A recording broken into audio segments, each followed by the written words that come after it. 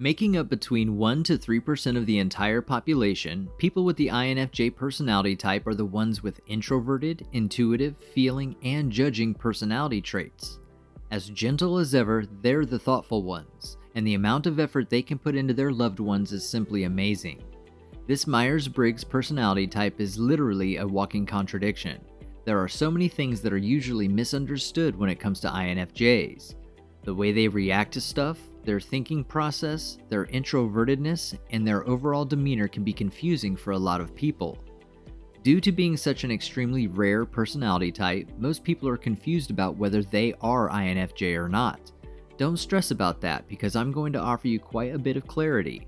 Today I'm talking about the top 7 things only real INFJs will understand. Let's get into it. Welcome to Success for Breakfast, where I'm serving up brain food made simple.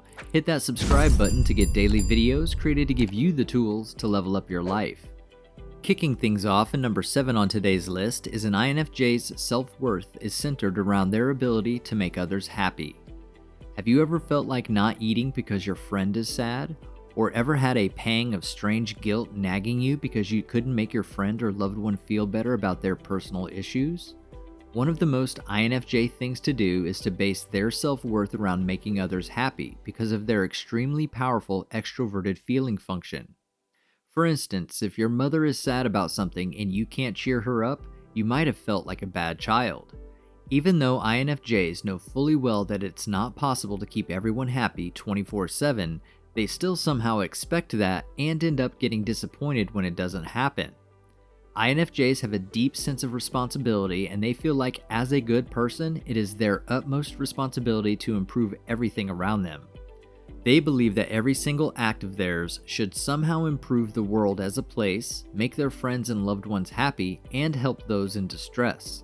If not, they will continue to get stomped over by their own guilt.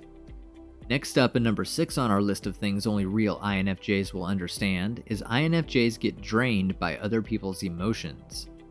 Have you ever felt like all your life has been sucked out of you when a friend was done ranting in front of you? Or feel like listening to sad songs or curling up in your blanket just because your friend vented to you and told you all of their personal issues during lunchtime at work? One of the most interesting things about INFJs is that they not only try their best to make other people happy and solve their problems, but they also involuntarily get affected by other people unloading their emotional dump on them. This is probably the most INFJ thing ever. One minute you're feeling sad about your friend struggling, the next minute you're finding it extremely impossible for you to concentrate on your own work. INFJs tend to relate to the pain of others by actually feeling it. When someone tells them what's bothering them, they can understand it easily and give the best advice accordingly. INFJs always try their best to help them.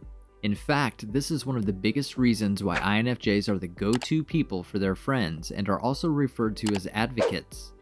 That's also why talking to an INFJ about your issues and opening up and being vulnerable is extremely easy and hardly ever disappointing. Number 5 today is INFJs prefer staying at home instead of partying. Do you prefer weekends at home? Not a fan of all the crowds, noise, and hassle at the club? Most INFJs are willing to give up loud music, being wild with their friends, and prefer to just stay home with their thoughts or watch their favorite show, read their favorite book, paint something, or cook something in silence at home. This is because their weakest and least used function is extroverted sensing. Too much external stimulation will actually upset and hinder an INFJ.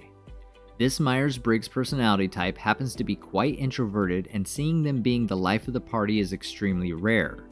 Whenever you walk into a room full of people, the INFJ will hardly ever be talking loudly, laughing loudly, or attracting the attention of other people. They will usually be in their corner, trying to pass the time, looking at their phone, or mentally making a scheme to somehow sneak out and be at a more peaceful and less anxiety-inducing place. Number 4 on our list of things only a real INFJ will understand is they're surprisingly good at talking despite being introverts. Yes, INFJs typically hate parties, attracting attention, or talking to strangers for no reason, but they're also surprisingly good at interacting when it's needed. Well, how does that make any sense? For example, during a presentation, INFJs can talk fluently and confidently. Why doesn't their introverted nature mess with that? As I mentioned earlier, INFJs are walking contradictions, and due to their personality type being so rare, there's not nearly enough awareness about them. Yes, they are introverts, but that means they don't like to unnecessarily attract attention or interact with strangers. When it comes to professional interaction or study-related conversations, they can be surprisingly fluent and confident. They choose to be soft-spoken and less intimidating during these occasions. And it does make a lot of sense because someone doesn't do that much stuff for humanity unless they have a deep sense of responsibility as a part of society. If you've gotten some value from this video so far, please show your appreciation and hit that like button. That signals YouTube that you think other people could benefit from this video too. Number 3 on our list of things only a real INFJ will understand is INFJs can be clingy or needy. Being the most sensitive and selfless Myers-Briggs personality type, INFJs are usually extremely thoughtful and expect others to return the same energy and love that they give. INFJs have to realize that not everyone is that thoughtful. Not everyone keeps minor things in mind, like someone's favorite color, their birthday, or their favorite childhood memory. If you do keep all of those details in mind, that is just you being a thoughtful and caring person. Not everyone else can do that, and expecting that from others can usually end up in an INFJ being quite hurt, and it pretty much does. That is another big reason why INFJs usually come off as clingy or needy. In an attempt to protect their loved ones from any bad things happening, they can end up unintentionally suffocating them. In the runner-up spot and number 2 on today's list is INFJs love to overthink, almost like they're getting paid for it. Do you feel like you would have won a gold medal if overthinking was an Olympic sport? And how many times have you thought about that one comment your friend made absent-mindedly? In short, do you love to overthink? If so, you are most likely an INFJ.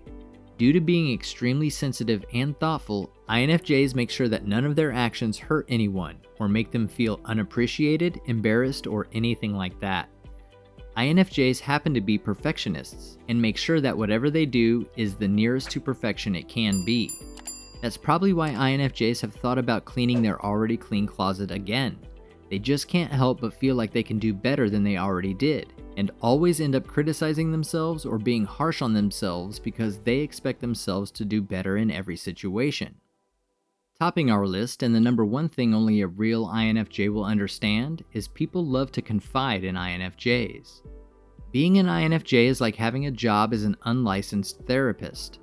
When you're at home or at work or out with friends, they're always the go-to person whenever it comes to talking about your personal issues, past traumas, or other things like that.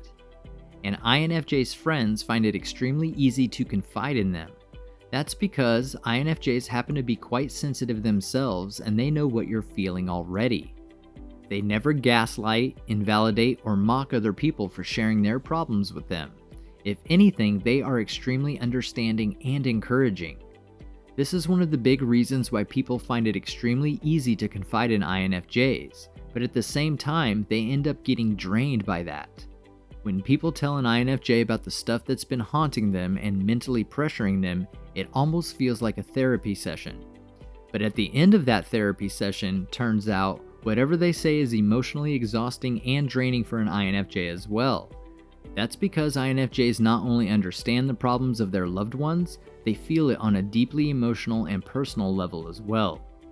If you feel drained by other people venting to you, love to stay at home and read a book instead of going out and partying, hate the attention of people you don't know, and overthink as if you're getting paid for it, then congratulations, you might just be an INFJ. You've got this, now go get it done. Grab yourself some more brain food to help you level up your life and click on one of the videos on your screen right now.